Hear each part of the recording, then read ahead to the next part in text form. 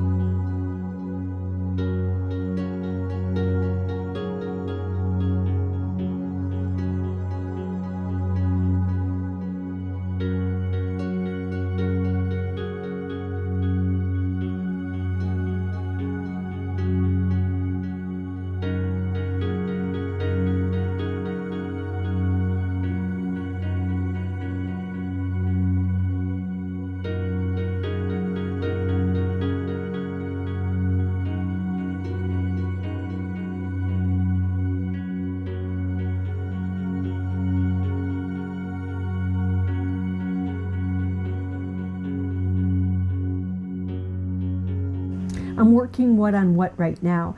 My background is a little bit damp, and when I put paint on it, it'll spread it out and keep it nice and soft. So it's not spreading too much, but just enough to where these look like soft flowers that are in the background and not the ones in the forefront.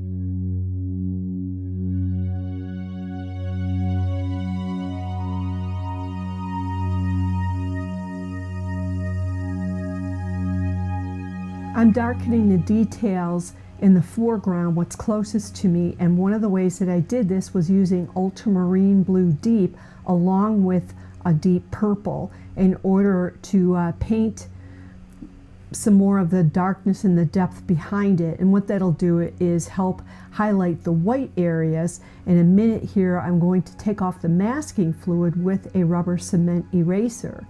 And when I do that, you're going to wind up seeing how nice and bright those stalks are. It'll make them stand out for the rest of the painting.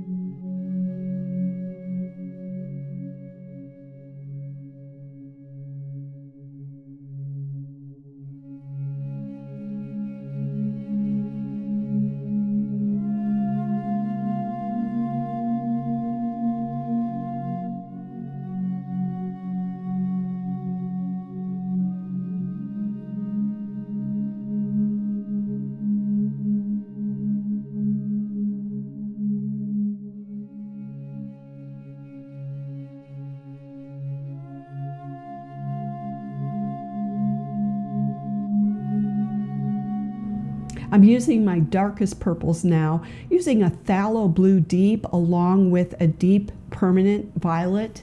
That will bring out a beautiful deep purple color that you can use. You can add a little bit of permanent, neutral. You can put a little bit of neutral in there too, and that will allow you to get an even darker color purple. So I'm just going to build up the definition by adding in just the bottom parts of these flowers.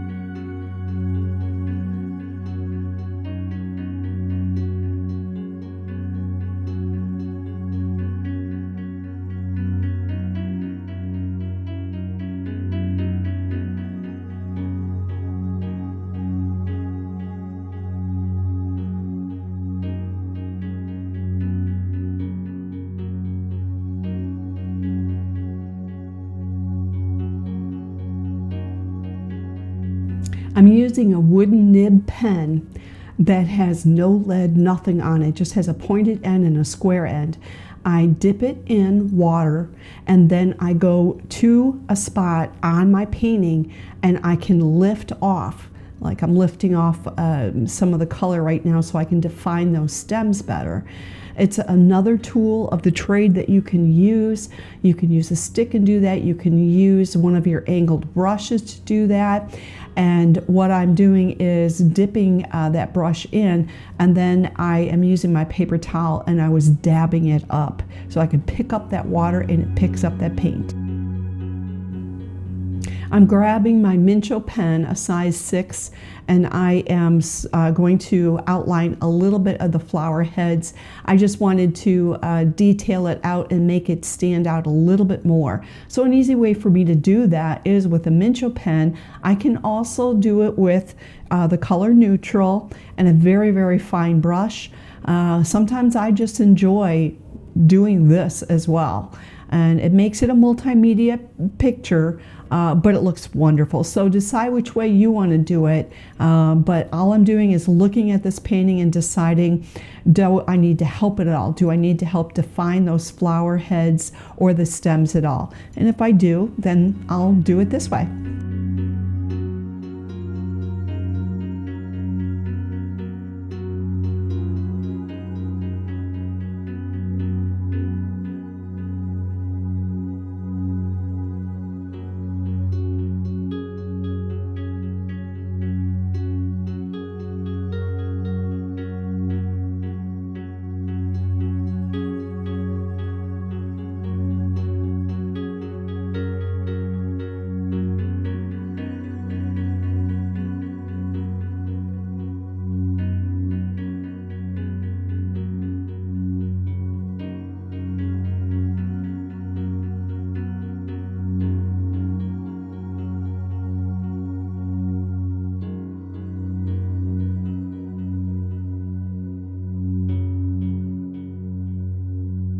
We're in the home stretch, guys. What I did at this point was look around just to see if there's any touches I wanted to add in. And I actually took a little bit of yellowish green and I added that into the background. I did a negative painting, which means I painted around these flower heads and I painted in the background. I added some vibrant colors in there and I think it worked out really well. I enjoyed this painting. I am so thankful to have you with me today, and I will put some videos up here at the end that are similar to this if you would like to try some more. You can follow me on Patreon, Facebook, Instagram, Twitter, and show me your work there as well.